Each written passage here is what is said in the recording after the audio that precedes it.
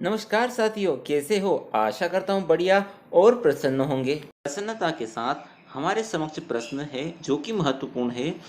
प्रश्न है, दो संख्याओं का अंतर 26 है और एक संख्या दूसरी संख्या की 3 गुनी है, उन्हें ज्ञात कीजिए। बस प्रश्न में दिए गए वक्तव्य के आधार पर ही दो रैखिक समीकरण को युग्म बनाएंगे और इसे प्रतिस्थापन विधि से हम हल करेंगे। हल। अब दो संख्या है तो एक बड़ी है और एक छोटी है, तो माना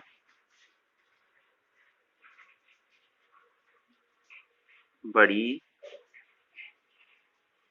संख्या x तथा छोटी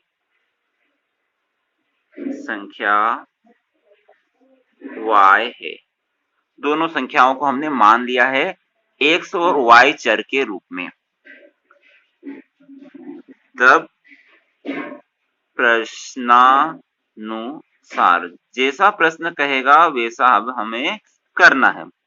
तो पहले क्या कहा है कि दो संख्याओं का अंतर, यानी यह पहली संख्या जो कि बड़ी मानी है और यह छोटी संख्या, दोनों का अंतर यानी इनको घटा दे तो क्या प्राप्त होता है? हमें 26 प्राप्त होता है। चलिए इस आधार पर हमारा एक समीकरण बन गया जिसे समीकरण नंबर 1 देते हैं। ठीक है। अब दूसरा क्या कहा है कि पहली संख्या और दूसरी संख्या यदि इनको बराबर कर दे, परंतु बराबर है नहीं, प्रश्न बोल रहा है एक संख्या दूसरी संख्या से 3 गुना अधिक है, यानी यह x इस y से 3 गुना अधिक है, लेकिन यहाँ बराबर का निशान है तो उनको इक्वल यानी बराबर करना पड़ेगा। जो कि x से बड़ा है तो y की तरफ हमें 3 का गुणा करना पड़ेगा, तब जाकर ये बराबर होंगे, तभी इक्वल होंगे। ये एक तुला के समान है, जहाँ x बड़ा था y छोटा था। y कितना छोटा था? 3 गुना छोटा था, तो y की तरफ हमने 3 का गुणा किया। इस प्रकार प्रश्न के दूसरे वक्तव्य से हमें समीकरण नंबर 2 प्राप्त हुआ है। तो आप क्या देख रहे हैं? समीकरण 2 में x का मान दिखाई दे रहा है। इस मान को हम समीकरण नंबर 1 में प्रतिस्थापित कर देते हैं। समीकरण 2 से x का मान समीकरण 1 में रखने पर, तो समीकरण 1 क्या है? x minus y equal to 26। इसमें x के स्थान पर 3y रख दीजिए, तो x के स्थान पर ये 3y रख दिया, minus y equal to 26। 3y धन का है और y ऋण का है, असमान चिन्ह है तो चीजें घटेंगी। 3y एक y गया, y बचेंगे, बराबर 26। तो y बराबर क्या हो जाएगा? 26। ये y के साथ गुणे में तो पक्षांतर किया तो भाग में चला जाएगा, और 2 से 26 में भाग दे दीजिए तो कितने आएंगे? 2 एकम 2, 2 एकम 2, 2 तिया 6। y का मान आया 13। अब इस y के मान को आप समीकरण नंबर 2 में रख दीजिए। y के मान को समीकरण 2 में रखने पर रख दीजिए। समीकरण नंबर 2 क्या है?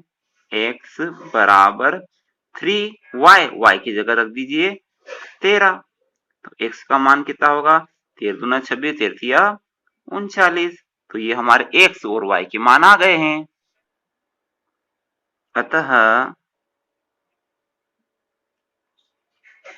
अभिष्ट हल x बराबर 39 व y बराबर 13 है। ठीक है, x और y के मान प्राप्त हो गए, परंतु की सत्यता की भी तो जांच कर लें। तो जांच कर लेते हैं, सत्यापन कर लेते हैं कि जो सवाल किया है सही है या गलत है। हमारे पास x और y के मान है। इन x और y के मान को आप समीकरण नंबर 1 या 2 किसी में भी रख दीजिए। कुल मिला के समीकरण को पूर्णतः संतुष्ट करना चाहिए। चलिए हम इसको समीकरण नंबर 1 में रख देते हैं।